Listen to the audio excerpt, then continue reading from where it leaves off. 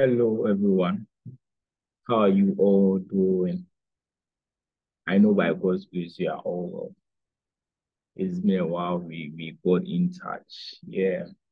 Although we've been testing, we've been communicating, but meeting personally has become a little bit challenging. But I'll be coming to your various classes very soon. But I was writing exams and I was very, very tight and I had a lot of responsibilities to take care of. But right now, I'm done with my exams and I'm going to be more focused on all of us who are listening to this particular recorded session. My name is Nana Bafo. As you know, everyone calls me Bafo, Bafo. You can call me Bafo. And we are going to continue with our online studies that we've been having. I want to extend my regards to Dr. Kwame Asasante and all the T's respectively, and whoever is supporting the initiative that we are having. Let's just dive straight into today's session because there is no time. I learned our IE is going to be next 2 weeks. So we should all be preparing, and that is why this video is also there to help all of us to prepare and prepare very well to get a better grade. So kindly grab your textbook or any reading material or a notebook as we all go through this particular video together. We started our conversations or our discussions from the scope of political science. We've talked about politics, where it originated from the meaning of politics, as polis referred by the Greeks, meaning city-state. We've also talked about the various definitions of politics, governing of man, who gets what, when, and how, a whole lot. But now, today, we are going to talk about politics as the scientific nature or as the study of arts. There are several debates that has gone on for so many years, and we are also here to continue the debate that is political science a scientific nature or it is the study of arts. So this particular slide is going to help us know what political science is. The slide is fair enough that we, the listeners, or we, the students, learners, will make our own conclusions that for these reasons, political science could be regarded as a scientific study, or for some other reasons, it should be the study of arts. So, in order to know that, we have to know the definition of science. When we say science, what is science? So, by the definition, define science as the body of knowledge obtained by a method based on systematic observation. In other words, we all know by the popular definition that science is the method of obtaining knowledge through observation and experimentation. You obtain knowledge by observing, seeing with your eyes, or by experimentation, experiencing it. You could taste it, you could touch, you could smell it, you could hold it, you could see it, experiencing it. Those who read philosophy, when you get to level 100, you are going to do metaphysics, the real thing. And we also have epistemology, that is knowledge. So you experience is that the five senses of knowledge: hearing, tasting, smelling, touching, and seeing it. These are the five senses. So science is defined as a systematic way of obtaining knowledge through observation and experimentation. According to Kumeko, science basically refers to certain distinctive rules of procedure and mental framework within which work of any scientific nature may be carried out. It is what? It refers to certain distinctive rules of procedures we should have these rules. There are certain rules that you must follow. That if you want to achieve this, you have to go through these particular procedures. Maybe if you are making any scientific product, or you are making a medicine or something, you know that maybe point one, let's say for instance, if I'm making a vitamin, as I'm drinking vitamin right now, I have to get my ingredients, maybe a soya beans, a milk or whatever. You know that maybe you're going to boil the beans for some time. Then after that, you add the milk to it. Then you do this. It goes through certain processes, certain rules that 1 + 1 is 2. That is the rule. So it has to be a certain distinctive rules of procedure and mental framework. Sorry, within which work of any scientific nature may be carried out.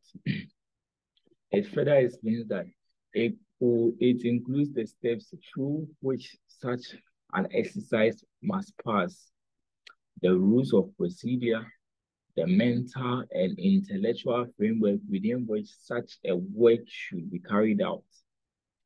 It also includes the scientific spirit as well as the scientific habit of thinking and conceptualizing the empirical world. That is the definition of science. So, by Kumeko, science basically means science has certain special rules and laws within which scientific nature is carried out, like acid on water. If you pour water in acid, it will explode. But if you pour acid in water, it will not explode. You also have what? You also have the blue litmus paper and the red litmus paper, how they turn into those kind of things. You also know that when you are planting a tree and maybe you don't water it, it's going to what? The tree is going to die. These are all the rules. They are some fundamental principles. So science is the systematic way of obtaining knowledge through observation and experimentation.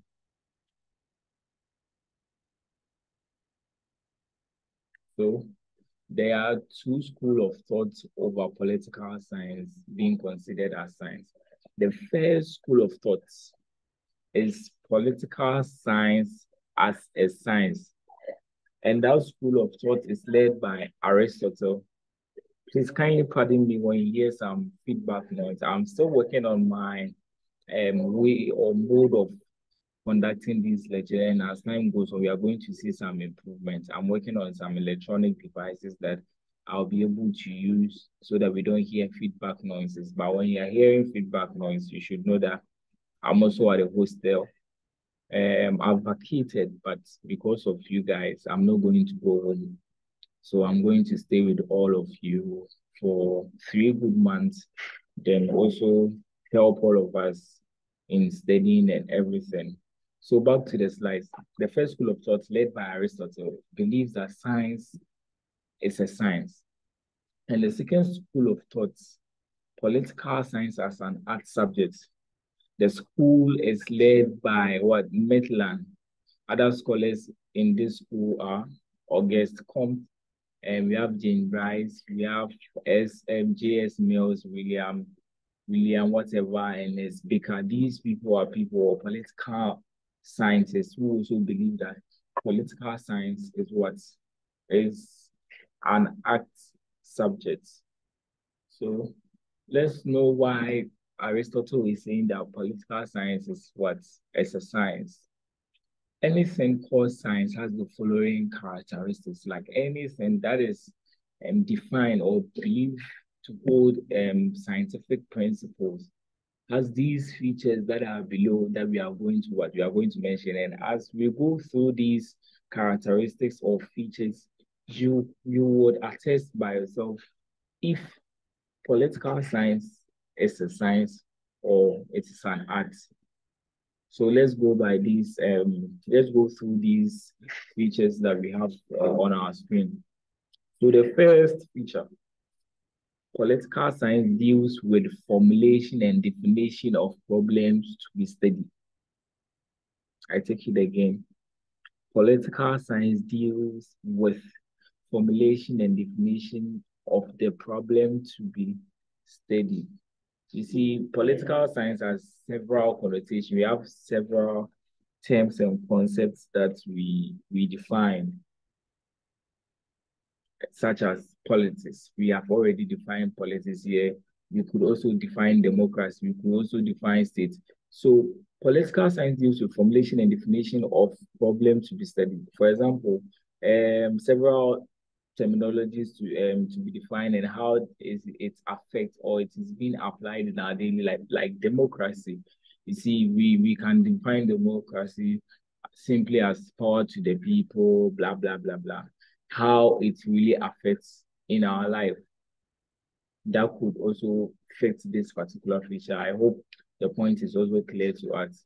We also have it investigates real and factual issues or phenomena, real and factual ones. Whenever there is something going on in the states, political science investigates them. We use some political principles when people are not acting well, people are acting ineffectively, or when certain things happen in our administration or in our political field, we use certain concepts in political science to investigate them, that why are these things happening? Are they happening because the executive arm of government is not performing their function? Is it happening because the citizens are also not paying their taxes or doing their obligations?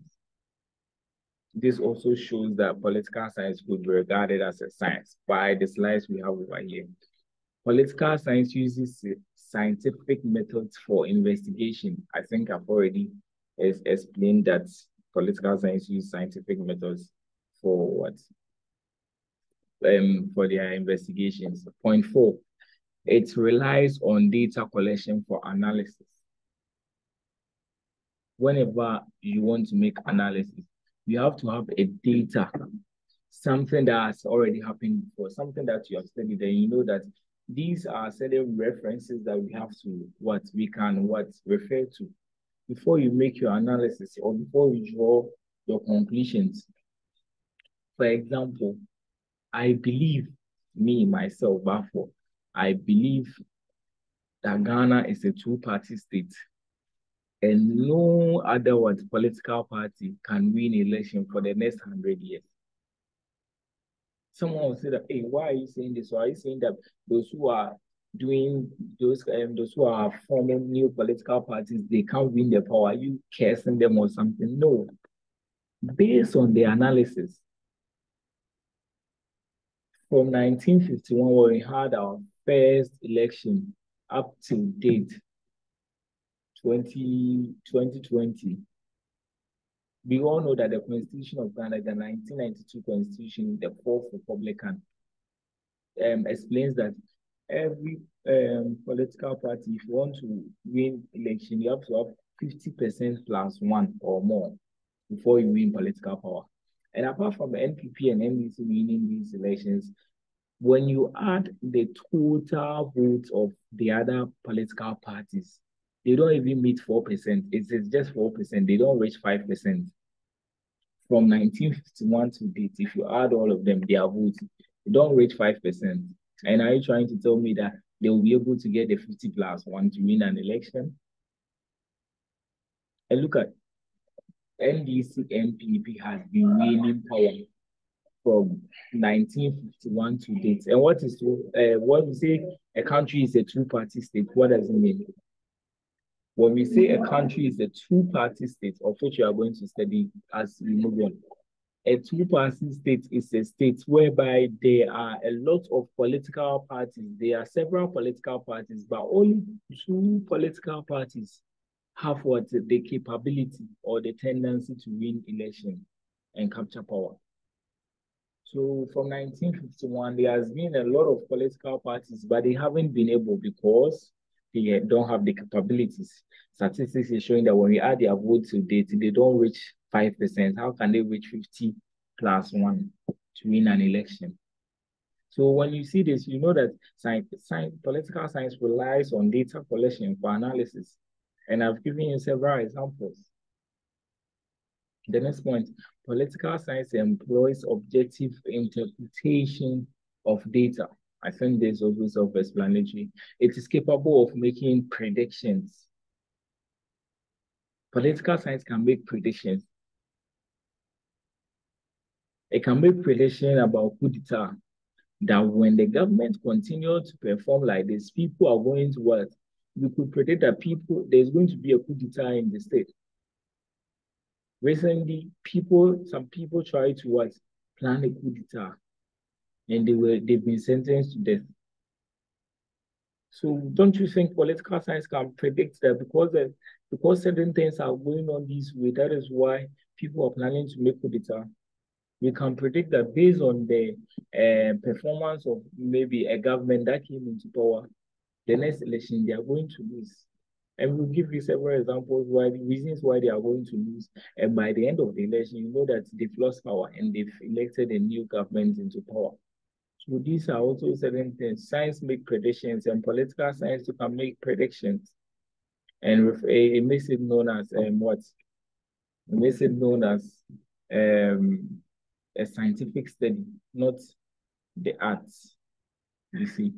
The other point is that political science uses theories to explain and analyze phenomena.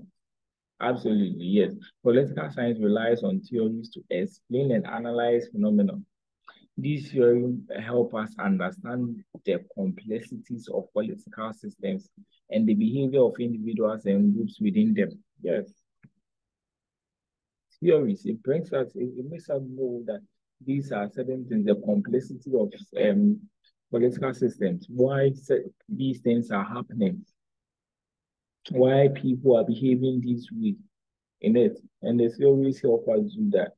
So these are certain characteristics of science that reflects also in political science. So Aristotle, the school of Aristotle is saying that anything called science has the following characteristics. Political science, like science, has the same characteristics listed below. And when you go through the points, you know that I've used political definitions and examples to explain these features, and therefore it could be regarded as science. Let's look at the next school of thoughts. That is those who believe that it is an art subject, because it studies the art of state management. It studies the art of state management. What do you mean by it studies the art of state management? It studies how certain decisions are being made. The art of state management. It studies how we govern our state, how we run the day-to-day administration, how we involve ourselves in international organizations like ECOWAS, AU, UN, ECOMOG, and UNO, all those kind of things. How state management, how we demarcate our state into constituencies. 275 constituencies currently, how we demarcate all of them, how we exercise democracy, how there is separation of power, how we form the electoral commission, the chairman, 2 deputies, and other 4 members, making 7 electoral commission members. Like these kind of things. So they are saying that political science studies the art of state management, how we make public policies. We have to go the 5 cycle, the policy cycle, the 5 stages, the agenda setting, whereby an issue is being recognized, then go to policy formulation, whereby you bring several options. Then you come to policy adoption. You bring several options to the parliament. Policy adoption, whereby the one best adoption solution to the problem is being adopted. Then the next stage is policy implementation. You bring it to the real world. And the last stage is policy evaluation, whereby you criticize the policy. Like you go through and check if it has really helped, and that's where you get the feedback. If there are certain things and corrections that you have to do, then you go back to agenda setting. That is the cycle. So the School of Arts, they are saying that political science is the study of state management. And these examples show that yes, indeed, political science does all these kind of things. Point 2, the subject political science lacks precise and standard definitions of their own. You see that whatever definition we have, we borrow from science, we borrow from here, we borrow from there, we borrow from certain places. Even look at the definition of politics. It was too general. Everyone has his own definition, everyone has his own perspective. Someone is defining politics as the governing of one. Someone is defining politics as public affairs. And someone to define politics as someone who gets power, when and how. Like, yes, it is too general. And you can link it to the various weaknesses of politics. When you go through the various weaknesses of politics, that is when you come and understand the second point that the subject political science lacks precise and standard definition on their own. Point three, human behavior cannot be studied under rigid scientific conditions. And this is very, very true. Human behavior cannot be studied under rigid scientific conditions. Why are we saying that? Human behavior is complex and influenced by cultural norms, values, and perspectives. And it's not like studying a chemical reaction in a lab where you can control all the variables. Human behavior, there are so many factors that affect us and how people even behave. And it's not always easy to replicate those conditions in scientific settings. There are so many factors that regulate human behavior, the norms, the values, and perspectives. And people have different perspectives about this thing. Someone has different norms, different cultural background. And you cannot just use scientific method to study it. It's not like a chemical reaction that you know that when something like this is happening, this is what I have to do and it will work. So like you have everything in control. You cannot always have people in control. That is why we are fighting over corruption, but there is still corruption. We waste 3 million US dollars. Donald Trump is gone. $3 million over corruption every year. But we also go to IMF for this same money. Why don't we stop corruption and you have our money back and we wouldn't go to IMF? We always say we will not go, but IMF will be there and saying, come back, come back, come back to me. I can't 37, why anything? Oh, Ghana, Wonderland, come back to me. Look at this. So that's it. You cannot always study one behavior under rigid scientific conditions because there are several factors that affect it. So political science cannot be regarded as science per this school of thought. I also have the last one. Most political science predictions are not accurate. Yeah, that one is I know that one is self-explanatory. Yes. The next subtopic is what the fields of political science. The following are various fields of study under political science. We have the political theory or political thought. We also have comparative politics. And we have public administration. And we have international politics or international relations. So let's dive straight into each of the various fields of political science. The first one, political theory or political thought. It is the oldest form of political inquiry. Dates back to Plato and Aristotle. You should know that Plato and Aristotle is the father of politics. So it is dating back to them. Political theory, these are where we began to develop what concepts and other judgments. Scholars concern themselves value-free judgments, deals with history and development of ideas of great political thinkers like Plato, Aristotle, Socrates, and so on and so forth. It concerns primarily with values, norms, and morality. This idea of politics helps scholars to predict and explain political phenomena. So it is through these political theories that is when you'll be able to predict that Ghana can be a two-party state because when you relate it to what I said, with the 50+1 and the 4%, blah, blah, blah. These are the theories of it. Political theory deals with origin, nature, and limits of human knowledge. That one is there.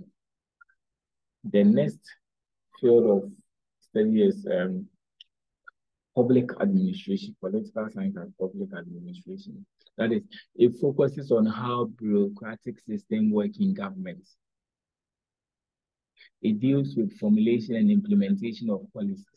It focuses on local governance, and it deals with intergovernmental relations.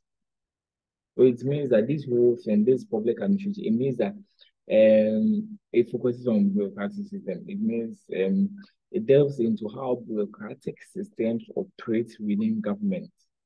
Understanding the inner workings of these systems is crucial for what? Comprehending how policies are being formulated and implemented. Some of us, we know when we are there, we think, yes, the law has been made. When we are there, we think a policy has been implemented. But the public administration as a field of political science is going to show you the inner work, what really goes on. We want to initiate a policy, implement a policy. That's why I told you the policy cycle. When you get to level 200, public administration, you learn it. Policy cycle. There are 7 stages, the 5 stages, as I mentioned, as the agenda setting, the policy formulation, policy adoption, policy implementation, and policy evaluations. These are all the inner circle. When you want to pass something, and when you want to make a law a bill, and when you want to make a bill a law, it has to go through several readings. We have to what? We have to debate on these things. It needs the accent of the signature of the president before it could be passed as a law. These are certain things. It shows us the inner way, and it also shows us how local governance how it focuses on local governance. When you're in a decentralized system of government, you have the central government and you have the local. The local, they are the grassroots. They are with us, the assemblymen and those municipal assemblies. Yeah, they are with us and they perform these functions. They represent the central government and these local areas. That's where they make these grassroots laws to regulate all the activities at these rural areas and other things. It also deals with the intergovernmental relations. How the relationship we have with the World Bank, the relationship we also have with the IMF, International Monetary Fund. You think if we don't make certain deals with them, you think they'll just give us $3 million to come and what? To come and do whatever we are doing right here. And right now, the IMF is saying that in the next 3 years, Ghana should know what employ people at the public sector. That is what they are saying right now. And look at this. We'll talk about that one later. Another one is the comparative politics. This one, you just have to understand. It compares, contrasts, and evaluates different governments and political systems. So it's compared. You see, we had the monarchy. We also had the democracy. We had autocracy. It compares these ones. Which ones are really helping? Which ones are not helping? Which ones should we stop? Which ones should we adopt? Comparative politics. Whenever you hear the compare, the contrast, and evaluate, then you cast your mind to comparative politics. So you could be asked a question: which of the following field of political science compares and contrasts different governments? A, we have the international politics. B, comparative. C, public administration. D, none of the above. Then it's there. So if you don't go to lectures to go and listen to doctor, if you don't go for tutorials, the tutorial timetable is out. I hope all of us, you have seen it. If you also don't have your personal studies and group studies as we are having over here right now, you might probably not know. If you don't buy the test with 150 Ghana cedis and read, you might not know. And if you're sitting down, Legon exams is very difficult, but it's easy to pass and easy to fail as well. We'll talk about that one later.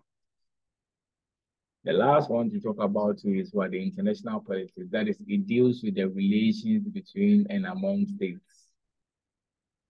Some of the areas it focuses on include diplomacy, international organization, international law, and foreign policy. These ones, they are self-explanatory, and I don't think I have to explain it because I think I've even explained the international politics. As I said about the IMF and the World Bank, the relationship we have with them and those kind of things. So the last subtopic is why we study political science. We study political science for self-improvement. As time goes on, you know that you will be improved from your government background in SHS, in the university. Myself, I've improved. My ideological concept about politics has improved. That is when we are always going to discuss about the daily news, what are going on in the country, Africa and the world. In the class that you go, every class that you go, Kwame will always talk about this one. It makes you improve self-interest. You study political science because of self-interest. You want to know much about politics. You want to participate in the political war, what is going on. Career development. You are studying political science, but maybe you want to become a political science lecturer, as Kwame is proudly. You want to become a journalist, you want to become a politician or something. These things are also there. You also study political science because of what development of analytical skills. You have to analyze, you have to sit down and think about these things. Do you think the statistics, they just come by just sitting down? But I was saying the 4% and the 51. You have to sit down, go through the several years that we have elections. We've had elections, and we have to calculate each and every vote that all the political parties that participated had before you make these analysis. Also, we study political science because of self-knowledge. Maybe someone was, I know a friend, he was reading business. He was doing business way back SHS. We didn't know much about political science, politics. But he came to Lagos, he got political science, and he's performing really well. He's one of the best students in the class. I know most of you could relate to that in your classrooms. Maybe you were reading visual arts or science. But now you are doing political science. When you study political science, you get knowledge. That is when you get to know the various definition of politics. You get to know is political science a science or an art, all these kind of things. So these are certain things that's the benefits of studying political science. Our next lecture, we are going to do more about nation states and the nation and the state too as a whole. We are going to delve much into it. But before that, I really thank you all for listening to this particular lecture. The name of our group studies is Academic Showdown. Yes, we are giving it a showdown. Believe in yourself that you'll be able to do it. I wasn't like this. I had to believe in myself to initiate, to have this idea that right now I'm doing well in political science. I'm getting better grades. How can I also help my colleagues to also get it? I started doing it with them, and they were saying that, oh, these videos are really helping. And right now, the whole class, they've been watching them. They've been watching them. My TS are aware of it. They've been watching them. And right now, you guys two are here. How can I also help you people? Because when I came, I didn't get anyone to help me like this. If you get someone to help you when it's 1 week to exams, then someone organize tutorials or group studies. Because me, I wasn't going for tutorials, so that's why I was struggling a little bit. But when we found the best way to do it, I can't keep it to myself. I also have to help people. That's why I'm doing this. So encourage your friends about the YouTube videos. You could also encourage them to join our WhatsApp platform. Give my number to them. You all have my number. You all have my number. Give my number to them so that they also want benefit from whatever we are doing here. And I know our work is never going to be in vain. Inshallah, alhamdulillah. Thank you all once again. My name is Bafo, what you see for Japan, you can call me Bafo. Bafo for shit, and I'll give you a thumb finger. I hope you subscribe and like this video too as well. Thank you all. Enjoy yourself and have a peaceful evening. Thank you.